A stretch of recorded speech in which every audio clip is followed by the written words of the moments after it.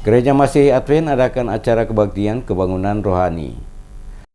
Bupati Kabupaten Seram bagian Barat M. Yasin Payapo membuka secara resmi acara kebaktian kebangunan rohani yang mengangkat tema Allah Peduli bersama Pendeta Yotham Bindosano, Pendeta Ramli Mende, Pendeta Edison Takasanakeng, Pendeta Cornelis Ramshe, dan Pendeta Waropoli. Dalam sambutannya, Bupati mengharapkan manifestasi dari acara ini dapat menjadi momentum tidak hanya membangun kesadaran religius, tapi juga menjadi instrumen untuk memperkokoh semangat kebangsaan dan kebinekaan sebagai kekuatan moral dan pilar utama untuk membangun Kabupaten Seram bagian Barat. Selain itu juga, kata Bupati, kegiatan ini dapat memberikan kontribusi untuk mewujudkan daerah SBB sebagai umat yang religius dalam menciptakan kerukunan dan kedamaian antar umat beragama. Dikatakan Bupati, selaku Bupati, dirinya bersama dengan Wakil Bupati tidak dapat bekerja sendiri. Oleh karena itu, dibutuhkan kebersamaan seluruh masyarakat Saka Mesinusa untuk membangun dan mensejahterakan masyarakat SBB. Saat ini masih banyak masyarakat SBB yang hidup di bawah garis kemiskinan. Oleh karena itu, kerja keras terus dilakukan pemerintah daerah untuk mengentaskan kemiskinan saat ini.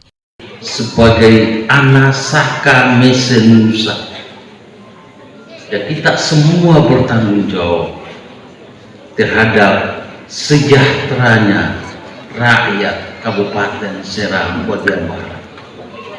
Banyak hal yang harus kita lakukan, karena sampai dengan saat ini masih ada 19.000 kepala keluarga atau keluarga ada dalam garis kemiskinan.